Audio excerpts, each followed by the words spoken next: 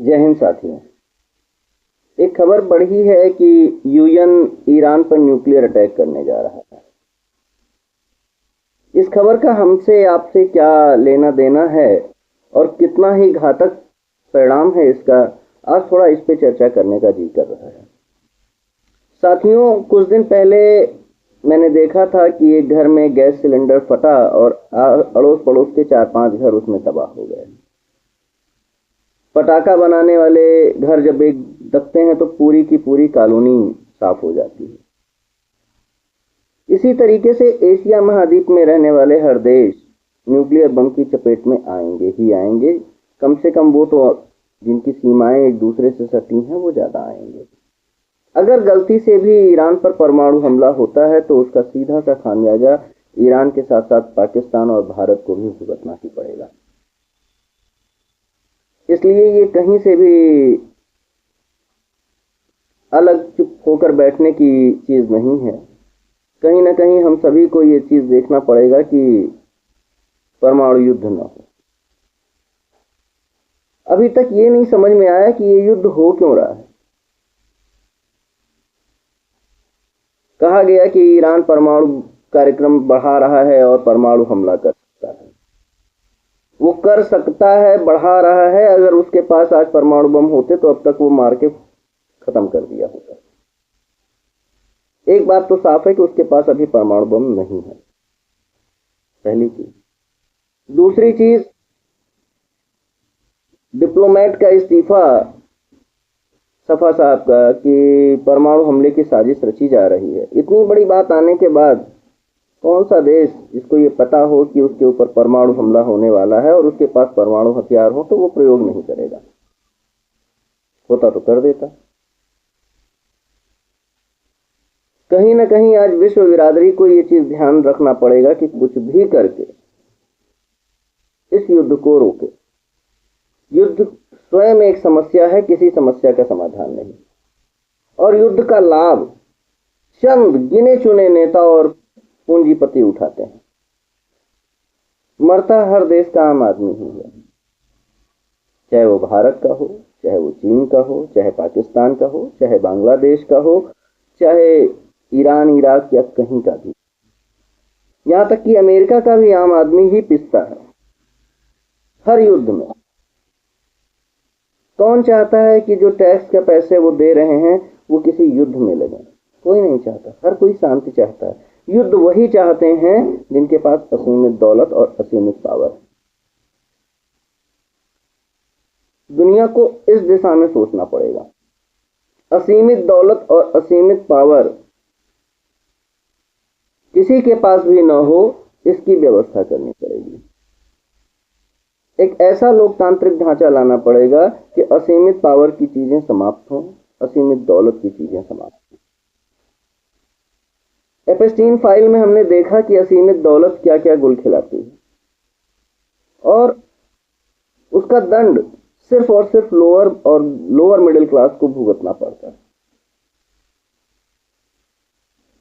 आज जो लोग पूंजीवाद की वकालत करते हैं उनसे सिर्फ 3 चीजें कह रहा हूं कि पूंजीवाद क्या दे रहा है। क्या दिया है आपको पूंजीवाद ने? कोरोना जैसी महामारी, परमाणु बम जैसे घातक हथियार। एक बार निकोला टेस्ला फ्री इलेक्ट्रिसिटी की तरफ आगे बढ़ गए, काम कंप्लीट होने को हुआ, पूरी दुनिया को फ्री एनर्जी मिल जाएगी, बस टेस्ला टावर तोड़वा दिया गया। शुगर की बीमारी देश में इतनी फैली हुई है, उसको रोकने के लिए परमानेंट इलाज नहीं किया जा रहा है। क्यों? क्योंकि अगर परमानेंट इलाज हो जाएगा तो दवाएं कैसे बिकेंगी? यही पूंजीवाद का घिनौना चेहरा है। इसलिए इस चीज को रोकना जरूरी है। साथियों, पैसा क्या है? वास्तव में आज जो लोग पैसे की परिभाषा बताते हैं कि वस्तुओं के विनिमय का आधार यानी खरीदने बेचने का आधार पैसा है, ये पैसे की परिभाषा ये नहीं है। इसके लिए पैसा आया ही नहीं। पैसा श्रम के मूल्यांकन का जरिया मात्र है, इससे ज्यादा कुछ नहीं है। क्योंकि एक समय सभी श्रम करते थे, सभी की आवश्यकताएं थी, आवश्यकताएं बटी, तो श्रम का मूल्यांकन निर्धारित हुआ। उसी तरीके से आज भी श्रम के मूल्यांकन का जरिया मात्र है पैसा। और विश्व को ये चीज ध्यान रखनी पड़ेगी कि कोई भी व्यक्ति किसी भी तरीके से सब 24 घंटे से ज्यादा काम नहीं कर सकता, और वो भी 24 घंटे में नहीं, 16 घंटे से ज्यादा काम नहीं कर सकता। अगर 8 घंटे की वर्किंग का कानून बना हुआ है अंतर्राष्ट्रीय स्तर पर, तो वेतन जो है किसी भी कीमत पर 16 घंटे से ज्यादा का तो नहीं होना चाहिए ना। यानी न्यूनतम और अधिकतम वेतन के बीच में 2 गुने से ज्यादा का अंतर नहीं होना चाहिए। आप कहिए कि कुछ लोग इससे ज्यादा कमा सकते हैं, तो क्या कुछ लोग अगर कमा सकते हैं, कमाने के लिए ऐसी छूट होनी चाहिए?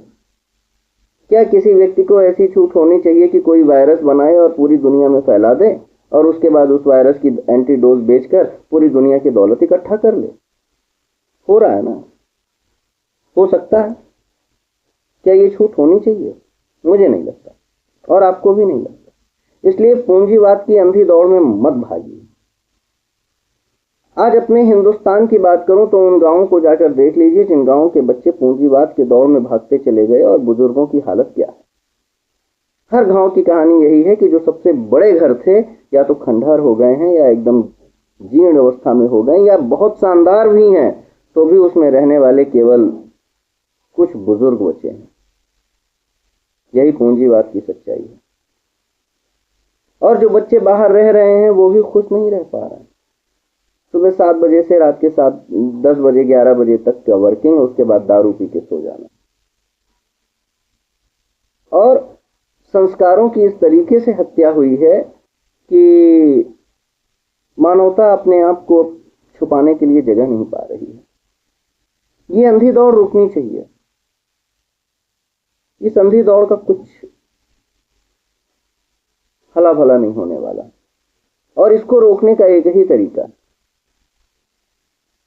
और वो तरीका ये है कि सुविधाएं बढ़नी चाहिए, नो डाउट सबके लिए बढ़नी चाहिए, लेकिन किसी भी व्यक्ति को पैसे से पैसा कमाने के लिए छूट हो, लेकिन इतना भी पैसा कोई ना कमा ले कि उसकी अधिकतम आय न्यूनतम आय से 2 गुने से ज्यादा हो जाए।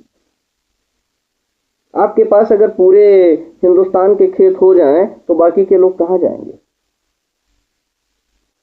पूरे गांव में अगर एक ही व्यक्ति के कुएं में पानी है और पूरे गांव के कुएं सूख गए तो क्या वो पूरे गांव को प्यासा मार देगा? नहीं, ये नहीं होना चाहिए।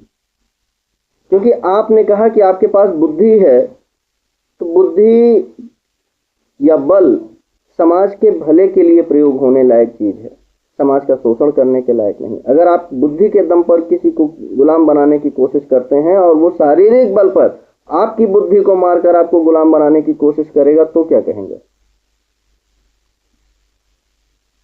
हम जंगल में नहीं रहते और यहाँ जंगल का कानून नहीं चलेगा। हम सभ्य समाज के लोग हैं, और सभ्यता इस बात पे निर्भर करती है कि हम अपने और बाकी सबके जीवन में सुख सुविधाएं कैसे लाएं। किसी का शोषण कर देना ये सभ्यता नहीं, ये असभ्यता है। और एक अच्छी सभ्यता से चलना चाहते हैं, अगर आप चाहते हैं कि भविष्य में किसी को इस बात की चिंता ना हो कि उसके बच्चे का क्या होगा, तो सबके लिए बेहतर सोचने का काम करना पड़ेगा, सबके लिए एक बेहतर भविष्य देना पड़ेगा। हिंदुस्तान नहीं, पूरी दुनिया के मिडिल और लोअर मिडिल क्लास के लोगों को अब एकजुट होना होगा, क्योंकि शोषण उन्हीं का हो रहा है। उन्हें सपना जरूर दिखाया जाता है कि आप हायर और बहुत हायर हो जाएंगे, एक आध हो भी जाते हैं, लेकिन ये जुआ है। हिंदुस्तान के परिप्रेक्ष्य में देखता हूं, हिंदुस्तान का हाल ही में जो 2 बंटवारा हुआ, पाकिस्तान और बांग्लादेश जो अलग हुए, क्यों हुए? धर्म के नाम पर, धर्म के लिए। कितना बड़ा मजाक है। अगर धर्म के लिए ही हुआ होता तो पाकिस्तान पूरी तरीके से इस्लामिक पद्धतियों पर चल रहा होता, लेकिन पाकिस्तान तो इस्लामिक पद्धति पर ही नहीं है, बांग्लादेश भी इस्लामिक पद्धति पर नहीं है, तो फिर अलग क्यों हुए थे गधे? क्योंकि नेताओं ने सत्ता के लिए देश के टुकड़े कर दिए। और पनिशमेंट किसको मिली? हिंदुस्तान के मिडिल और लोअर मिडिल क्लास को, क्योंकि उस समय पाकिस्तान बांग्लादेश था ही नहीं। साथियों, कितने बड़े नेता मार दिए गए होंगे जानते हैं? खोजने जाएंगे तो शायद ही एक आध नाम मिल जाए, नहीं मिलते। इसलिए जरूरी ये है कि मिडिल और लोअर मिडिल क्लास पूंजी के अनियंत्रित प्रवाह को रोके, आपस में मिलजुल कर सादगी से रहने की बात करें। कितनी अजीब सी बात है, पाकिस्तान रात दिन मरा जा रहा है कि हमें कश्मीर चाहिए। पाकिस्तान के नागरिकों से एक सीधा सा सवाल है, भाई क्यों कश्मीर चाहिए? पूरा बांग्लादेश, पूरा हिंदुस्तान क्यों नहीं चाहिए? वो भी तो तुम्हारा ही था कि नहीं था? हमें भी पूरा पाकिस्तान, पूरा बांग्लादेश दे दो, तुम भी ले लो, बांग्लादेश को भी दे दो, बांग्लादेश को ले भी लो, क्या जरूरत है बाउंड्रीज की? कितने पैसे, लोगों के कितने पैसे सीमा विवाद में खर्च हो रहे हैं। चीजें तो अंत में घूम फिर के बातचीत से ही सुलटनी है ना। जिनको इस्लामिक राष्ट्र चाहिए या इस्लामिक व्यवस्था चाहिए, राष्ट्र नहीं व्यवस्था चाहिए, जिनको इस्लामिक व्यवस्था चाहिए उनके लिए अलग इस्लामिक व्यवस्था होनी चाहिए। वो उस व्यवस्था को मानते हैं सही, तो उस व्यवस्था से गवर्न हो। वो दूसरे को दखल न दें, दूसरा उनको दखल न दे उस चीज में। एक राष्ट्र के अंदर ऐसी चीजें नहीं हो सकती क्या? हर राज्य का अलग कानून बन रहा है, तो कुछ ऐसे कानून भी तो बनाए जा सकते थे और भविष्य में सकते भी हैं। होना तो ये चाहिए, पूरी दुनिया का एक संविधान होना चाहिए, क्योंकि जिस तरीके से लेबर लॉ पूरी दुनिया में सर्वमान्य है, उसी तरीके से पूरी दुनिया में एक ऐसा सोशियो कैपिटलिस्ट इकोनॉमी का सिस्टम लागू होना चाहिए कि जो पूरी दुनिया के लोगों को किसी का शोषण करने के लिए मजबूर न करे। ये समय मशीनों को गुलाम बनाने का है, इंसानों को गुलाम बनाने का नहीं है।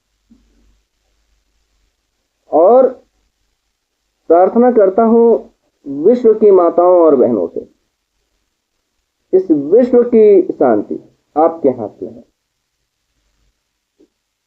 वो ऐसे कि आप राष्ट्र का, समाज का सृजन करके, निर्माण करते हैं। और जब आप निर्माण कर रही हो तो समाज को, विश्व को संस्कारों की पाठशाला देना आपका दायित्व है। कितना पवित्र स्थान रहा होगा वो ओलंपिक का मैदान, जिसमें एक व्यक्ति जो बेहद घायल हो गया था रेस कंप्लीट करने के पहले, और उसके पीछे वाले ने उसको आगे क्रॉस कराया। जो नंबर 2 पे था, आज उसकी चर्चा ज्यादा है, नंबर 1 वाले की कम, क्योंकि उसने दिल जीत लिया। दुनिया में ये मानवता आनी चाहिए, लोगों के दिल में जगह बनाने की मानसिकता आनी चाहिए। हम आज क्या कर रहे हैं? हमें लड़ाया जा रहा है, हम लड़ रहे हैं हिंदू मुसलमान में। अरे कहां से लड़ रहे हैं भाई? एक छोटी सी कहानी बताता हूं। इस दुनिया में केवल एक ही धर्म है, एक ही धर्म है। कौन सा है मुझे नहीं मालूम, लेकिन है एक ही। कैसे? बता देता हूं। हिंदू लोग कहते हैं कि मनु और शत्रुपा से मानव सभ्यता आई, तो मुसलमान, ईसाई, बाकी सब कहां से आए मेरे भाई? मान गए ना कि सभी एक ही के संतान हैं, एक ही हैं, एक ही नस्ल है। ठीक है। मुसलमान कहते हैं कि बाबा आदम माँ हव्वा से सब आए, तो बाकी लोग कहां से आए? तो सब एक ही जगह से आए, तो तुम कहां से दीन ईमान लाओगे मेरे भाई? सब तो पहले से खुदा ने बना के भेज दिया है। ईसाई कहते हैं एडम ईव से आए, यहूदी भी एडम ईव मानते हैं। तो रक्त शुद्धता की बात रह कहां जाती है जब सभी इस परमपिता के संतान है? तो ये तो एक शोषण करने का जरिया मात्र है। इससे निकलो, इससे निकलो। आज दुनिया में तमाम देशों के पास न्यूक्लियर मिसाइलें हैं। चांद पे बस्ती क्यों बन रही है, या मंगल पे बस्ती क्यों बन रही है? इसलिए ना कि कुछ लोग मंगल पे रहेंगे और धरती पर न्यूक्लियर बम डाल देंगे, पूरी धरती तबाह हो जाएगी, फिर वापस उनके रेसिस्ट लोग वापस आएंगे फिर धरती पे, फिर उसके बाद सभ्यता बढ़ेगी, फिर यही चीज आएगी।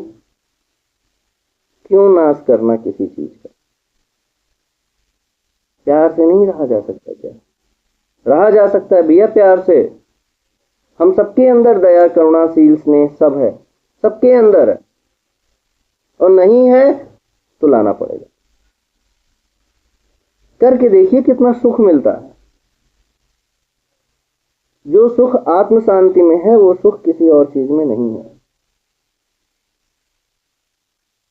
हम देखते हैं, सिनेमा देखते हैं, महिलाओं के अश्लील कपड़े में महिलाओं को आती हैं, हम महिलाओं को गलत कहते हैं। कभी हमने ये नहीं कहा कि अमुक डायरेक्टर, अमुक फाइनेंसर ने इस महिला को इस हद तक जाने के लिए मजबूर किया है, इसलिए अमुक डायरेक्टर और अमुक प्रोड्यूसर को सजा मिलनी चाहिए। हमें अपनी आत्मा में सुधार लाना होगा। साथियों, जरा सोचिए, समझिए, ये बात आज आपसे जो कह रहा हूं ये सोचने की बात, समझने की बात है। अगर आपको लगता है कि भविष्य में हम गलत दिशा में जा रहे हैं तो रुक जाइए। ऐसी प्रगति नहीं चाहिए जो इंसान को इंसान से लड़ाता जाए।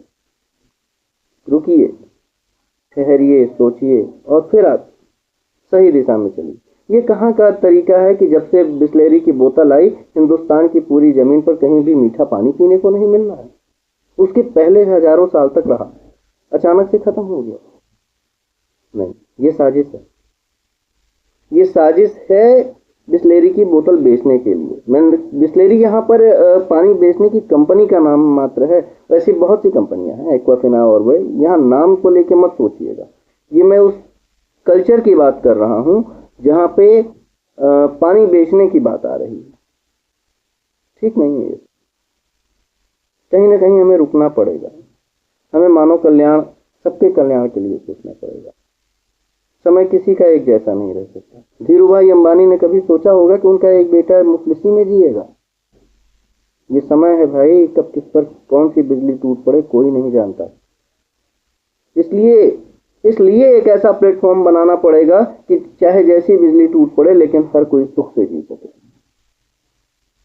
सबका भला होगा तो हमारा और आपका भी भला हो ही जाएगा। सोचिएगा जरूर। धन्यवाद।